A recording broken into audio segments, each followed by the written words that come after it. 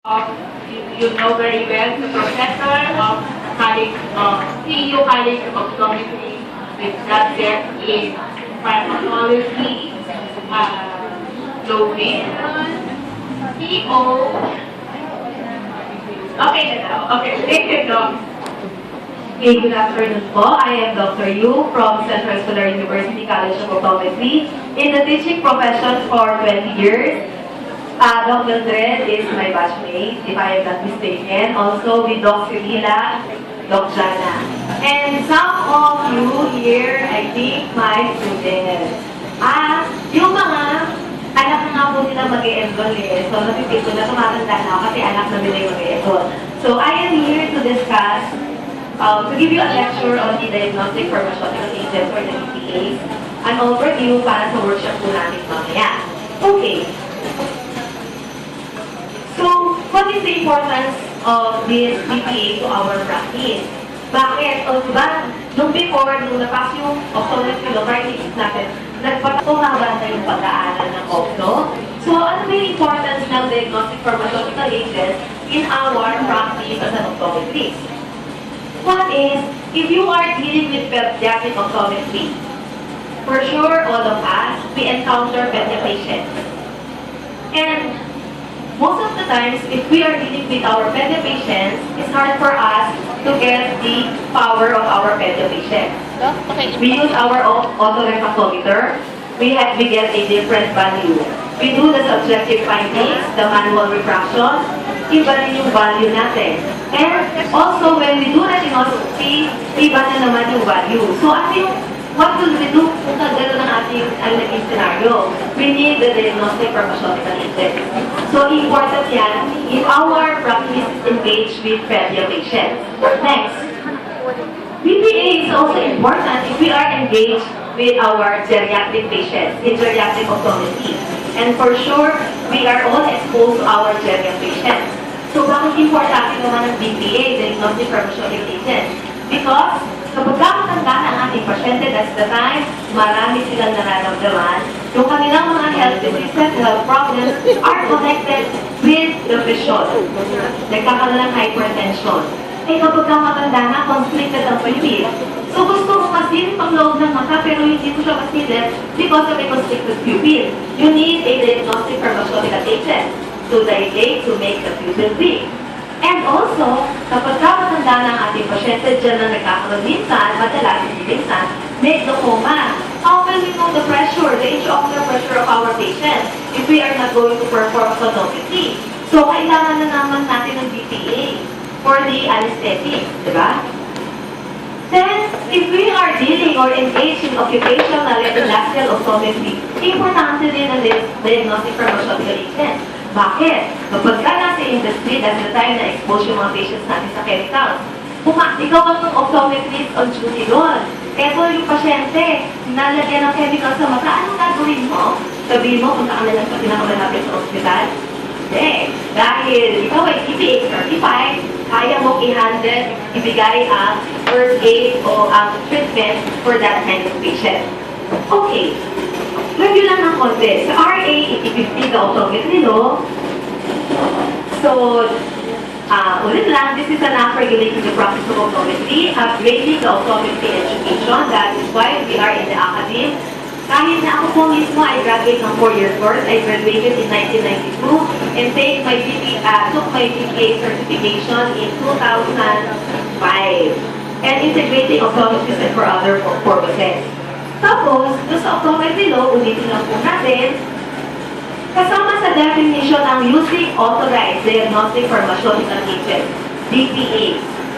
Nung napas itong law na ito, na-approvahan, that's the time, nag-drop ang enrollment ng optometry. Kasi kung 4-year course, naging 6 years to. Tapos, dahil yan hindi pa ganun na-explain, parang ang lagi sinasabi, naging 6 years siya, nagpakapnaw naman ng gamot. Ano lang naman yun, pinakap lang at pinag-aralan. So, in the course of my practice as an optometrist, later on nalaman ko, importante pala sa atin ng mga 4-year graduate na talagang mag-take ng DPA examination to be certified na maggamit ng DPA.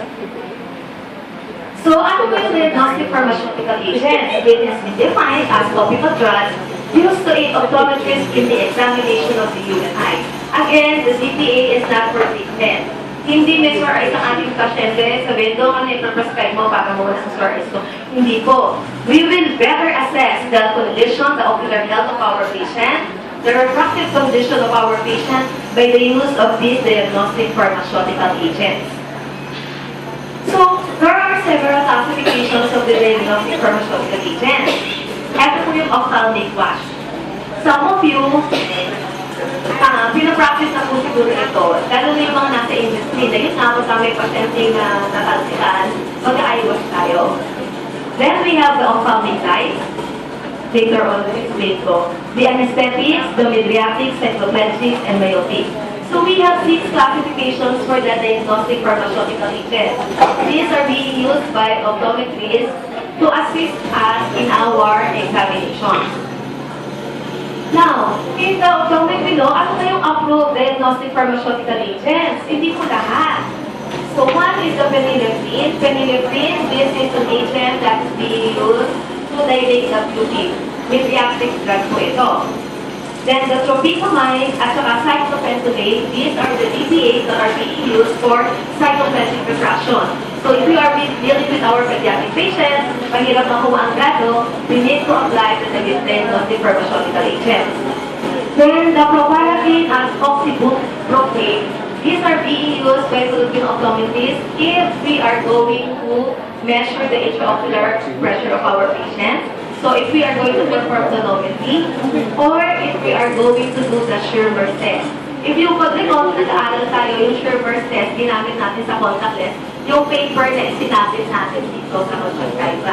Masakit kasi yung paper, so pwede din tayo mag-apply ng anesthetics. And last one, the fluorescein strips. Ito rin yun, ginamit natin ito when we have our hard contact lens or the RGP patient, kung nag-aaral pa tayo. Yung inilagay natin sa akin, matatapos na kulit, gumamit tayo para lang ma-record po. Okay. So, ano yung ophthalmic wash? Ang usual na ginagamit ng ophthalmic wash is saline solutions. Available to sa ating mga partner in industry. Saline solution, meron ito. And also, the artificial tears that we are recommending to our patients, they are included under the ophthalmic wash classification of the diagnostic pharmaceutical agents. Now, dun sa mga pictures, mamaya, I don't know if this is included in the workshop, pero kung hindi pa, madali lang naman ito. So, ang ophthalmic wash is simply irrigating the patient's eye. Okay? Kung napuwi, sa palagay niya may something gritty, we do the ophthalmic wash. So, usually, ang ginagawa kapag ka-ophthalmic wash, we are familiar dun sa syringe. Diba? Sa syringe, bumili na lang tayo ng normal saline solution. Yung syringe, natanggalan niya syempre ng needle. Kasi, matatakot yung pasyente pagka nakagayan yung syringe, nakalagay yung needle na sa gagawin ko. Kasi, pupulit-pulit needle. Pero meron pang natanggalan. May distance yun sa eye. Dapat at least 1 inch. Bakit kailangan natin yung syringe na meron kaunting needle na natira? Kasi parang may pressure pag sabi mag-wash siya. So, ano ba yung purpose of ophthalmic wash? Why do we irrigate? Eye irrigation after eye drop installation. Let's say, nag-apply ka ng fluorescein strips para sa contact lens fitting assessment. Or, nag-apply ka ng fluorescein strips para sa tonometry mo. Kailangan kasi yun eh, diba? Yung mata niya orange-orange because of the fluorescein light. You have to wash it off. Hindi mo pagkatapos nun, papabayaan mo yung pasyente. Kailangan mo yung linisin doing the ophthalmic wash. Next, it serves as an eye reliever. Kapag makati yung pasyente, makati yung mata ng pasyente, mga nakati doon, pero ayaw ko makunin or ba. You may relieve it by doing the ophthalmic wash or ophthalmic irrigation. Another, the ophthalmic wash or the normal saline serves as an eye disinfectant. Bakit eye disinfectant? Usually, kapag prior to operation, aside from the gumagamit sila ng betadine, talaga naman nag-eye wash, nag-eye irrigation.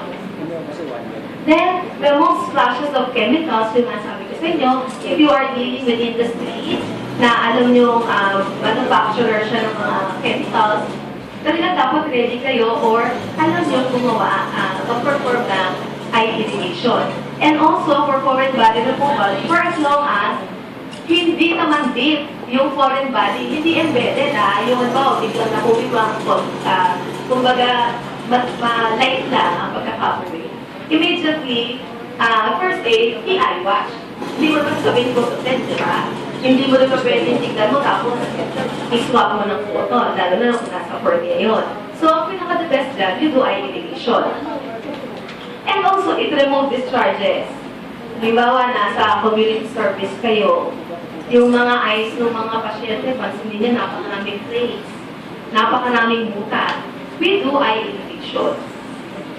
Okay? Next is the ophthalmic dye. Kung nag-aaral tayo, we are familiar with this. Mamaya sa workshop, gagawin niya yan. So, may purpose yung the use of ophthalmic dye. So, this is also available sa mga industry partner natin, yung strips. This is included in the approved DPA, the fluorescent strips. Actually, yung ophthalmic dyes, there are so many. Pero among the many ophthalmic dyes available, ang approved sa Filipino optometrist is the fluorescent sodium, the fluorescent strips. Okay. Kailan pa natin gagamitin yung ating, bakit tayo gagamit ng fluorescent strips? Para saan? We are exposed or engaged to patients, especially geriatric patients, and we all know that most of the common problems of geriatric patients is dry eye syndrome. Okay, so paano natin malalaman kung dry eye yung patient? So overview lang, on top of our ocular structures, we have the precorneal nerve film. So the precorneal nerve film is always being replenished, nagpapalit siya, nagpo-produce, nagpapalit. We need to clean para ma-moisten yung anterior part of our eyes. So on your left side, that's the healthy tear film. And on your right side, that's an illustration of a patient with dry eye. So eto, kung titignan mo ang patient natin, if we are going to use our slit lamp, kaya nga sabi ni Dr. Santos, importante talaga ang slit lamp. So we will know ano ba yung appearance ng normal eye sa isang eye na dry eye. Okay. So, if you could still recall, nung nag-aaral po tayo, we perform the TPAT or the tear breakup time.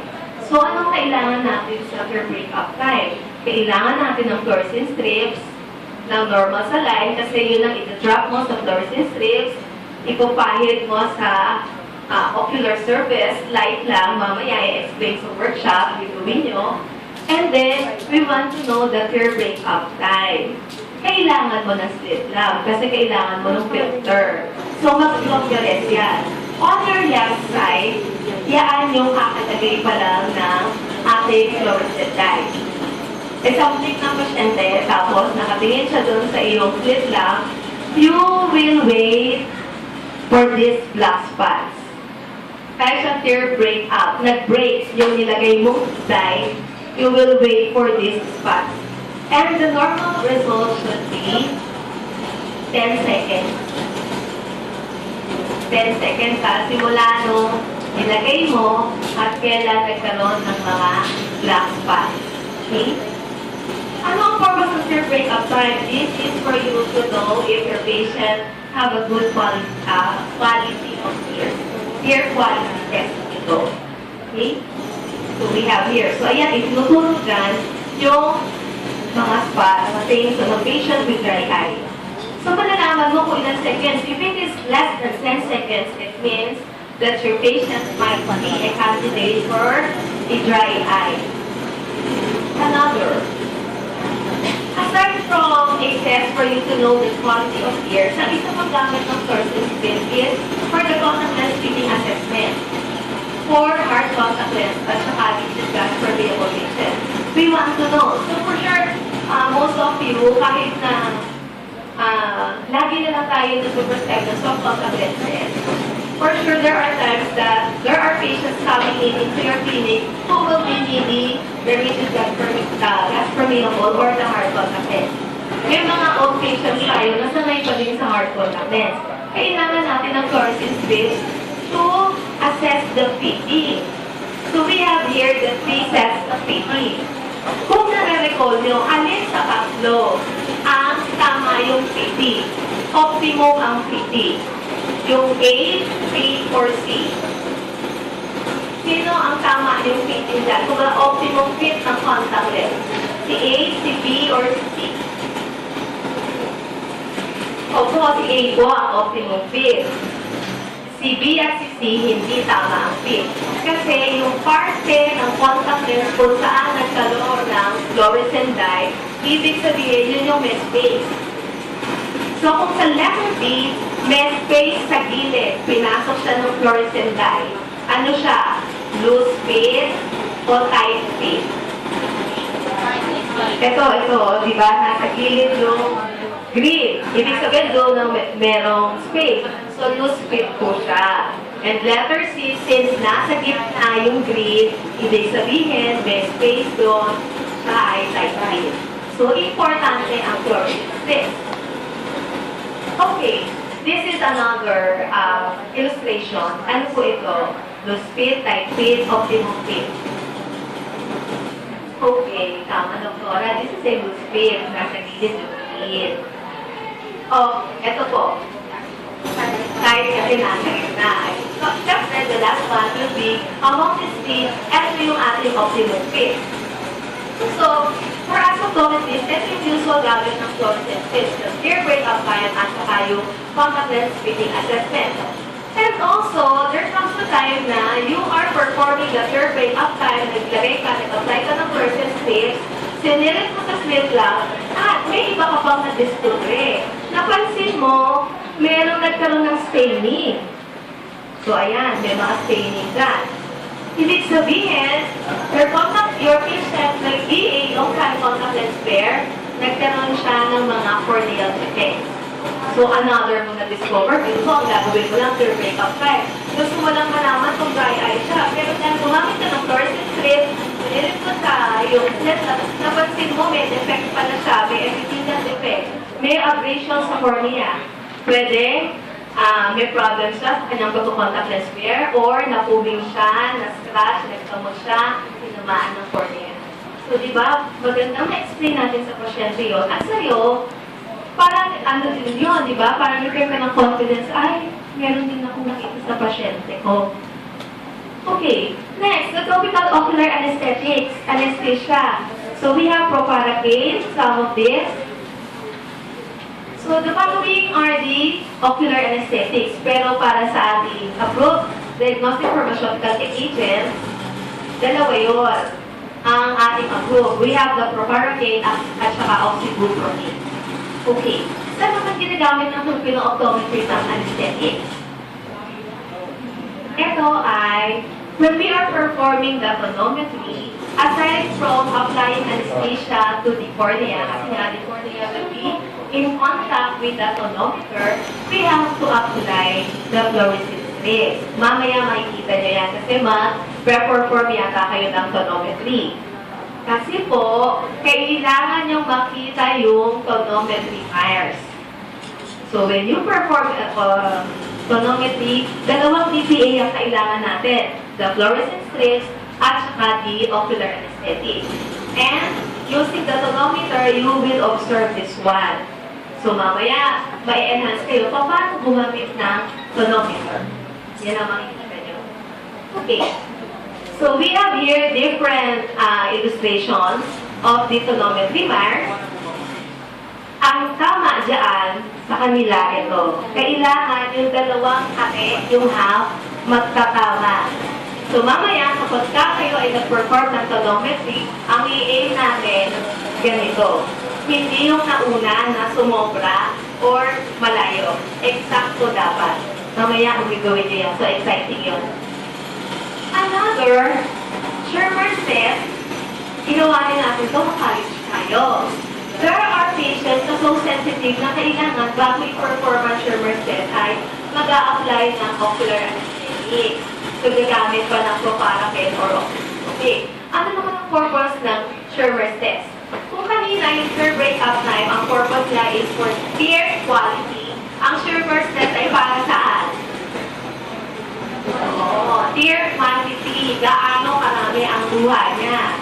Kasi from From the results of the Schreber's test, you will know kung anong klase contact lens ang dapat natin i-present sa ating patient.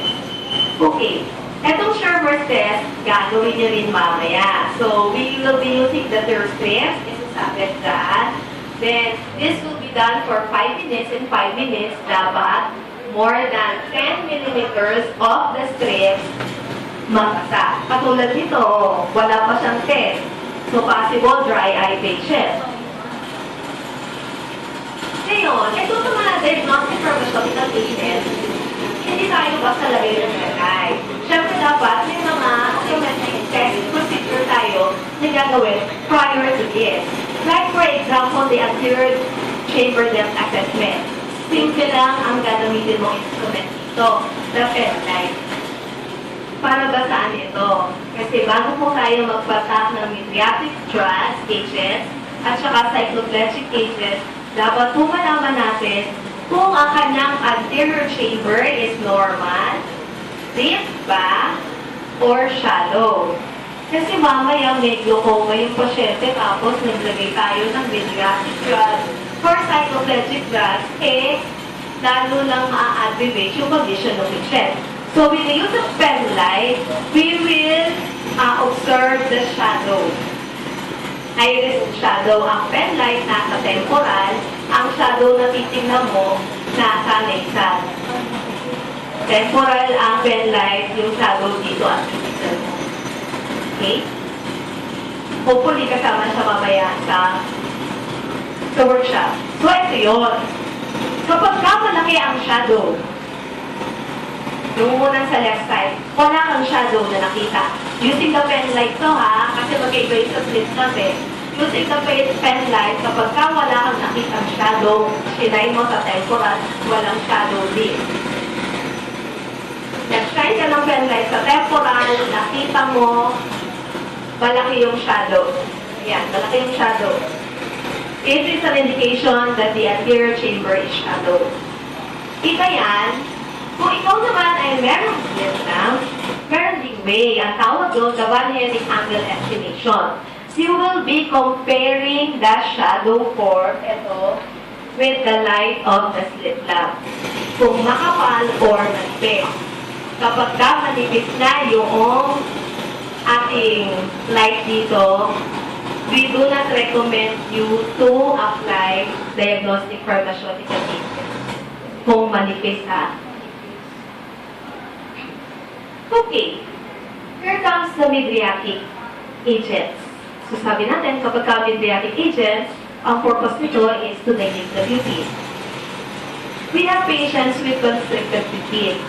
And if we want to perform ophthalmoscopy, ang hirap ng ophthalmoscopy kapag mali and constricted the pupil.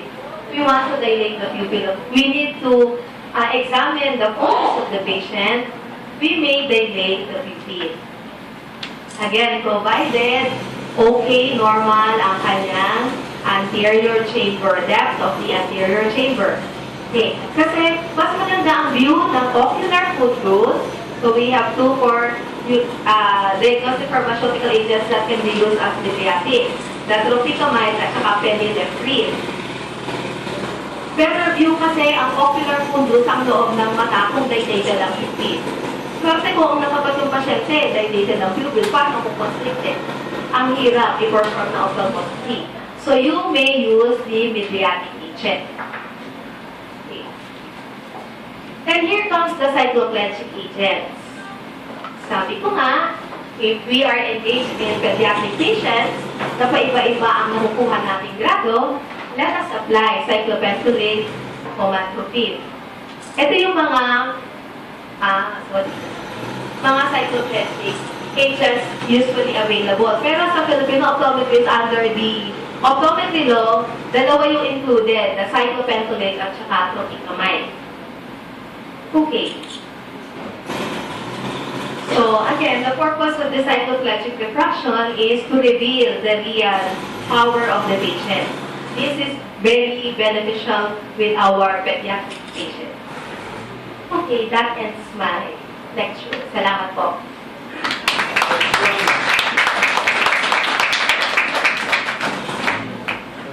Question. Can an optometrist prescribe artificial tears? Second question, follow-up. Can an optometrist Ay, ang hirap artificial naman. tears? I think we can recommend. We can recommend kasi, di ba, we are exposed, kasi meron tayong industry partners na yung mga artificial tears, di ba? I think we can recommend. We can recommend, prescribe. Ako ba tamang sumagot mo, sir? Hindi ba yung mga lawmaker? Can we dispense? Can we dispense? Recommend. Oh. Hindi, magbebenta ka sa clinic ng artificial tears. Artificial tears? Huwag ako sasagot kasi Oh. di ba we are Can you prescribe not contact lens solutions? contact lens solutions? Yes. Can you sell? So, bakit ang artificial tears hindi? All that us ask help from the person. Oh, ma'am. I'm sorry, I called it a conscious negotiation. We can sell contact lens solutions, of course, because we are dispensing contact lens. For artificial tears, actually, ito piniprescribe ko ng ophthalmologist. Pag mga lubricants na pwede rin na parang yung mga moisturizer, pwede tayo. Pero doc, yung artificial tears, depende kung anong brand yun or Ito, si Stay. stay Already, generic na artificial kasi may tears. artificial tears, depende kung anong ingredients na opta lang ang pwede mag-dispense. Hyperveloz. Hyperveloz stain. May generic na hyperveloz. Sustain hindi namin pwede mag-prescribe. Kasi may plastic stain na sa pag-share contact lens. Dalawang klase yung stain, remember. Dalawang klase, isa ang online, isa ang pag-pwede ng Yung arteries. Hindi na alam, sabi How about arteries? Yung ordinary arteries. basta yung mga artificial tears, ophthalmologist lang na pwede mag-prescribe.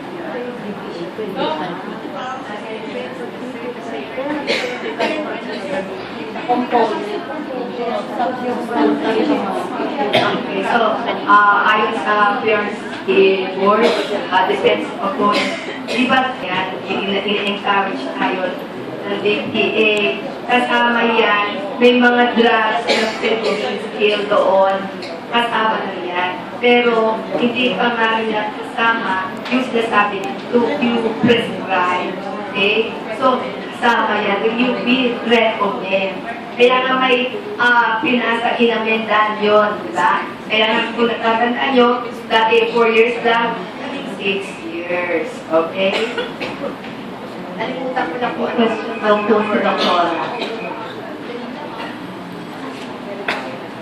It's been known that for certain allergies, this diagnostic drug has some effect. Okay. What if you ask a patient and she said or he said that she has no allergy, but when you put the diagnostic drug, it turns out that she has unknown allergies. Meaning, she doesn't know that she has an allergy. But what is the liability of the optometrist in that case? So accidentally, you have these patients with allergy, no allergy sabi niya, tapos nung nilagay mo may allergy. So immediately nakita mo may mga reactions, may clinical signs. I think the best thing that you can do with that is to irrigate. Remove away, take away. Because it is not your fault na gano'n yung nangyari. Kasi itong mga approved diagnostic pharmaceutical agents, for sure naman po na i-try ito at wala namang gano'ng naging report na nilagyan, nagkaroon ng grabing allergy. What kung hindi ako sa irrigation and emergency case siya? Like seizure of patient or whatever.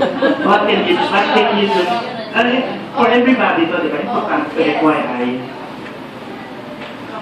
So, you give the first aid, hanggang doon lang yung limitations mo sa first aid, inirigate mo, hindi. I think, let us be honest with our patients. Let us advise our patients that after doing this first aid, you have to seek the assistance of an ophthalmologist.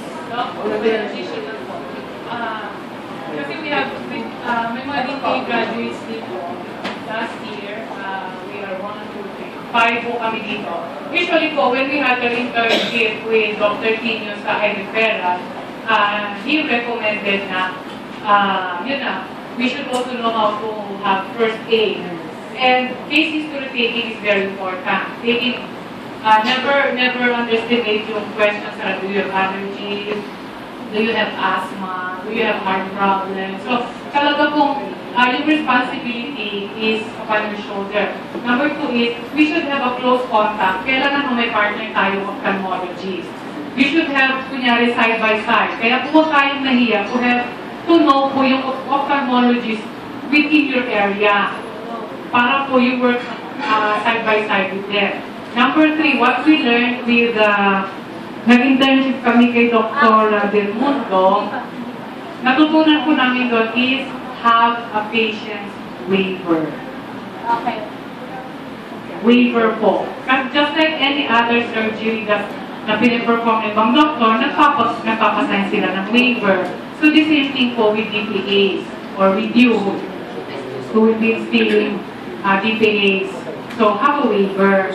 May waiver po na you are not liable. Lalo na po pag meron. Kasi may mga pasyente po talaga na hindi nila, bukod po doon doktora sabi na, hindi nila alam.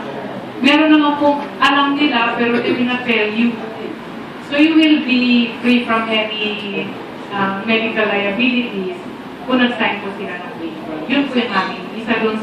Isa po yun sa natututunan nyo po if you take DPAs and then kasi may mga internship po yan sa mga NFL.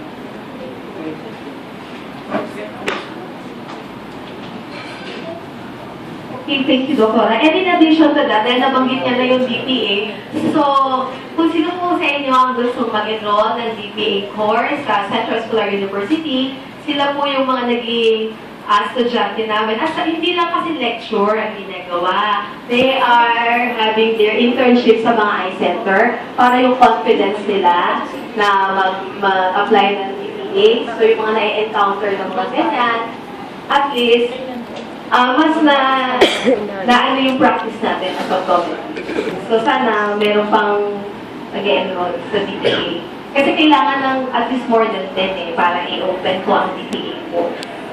Thank you.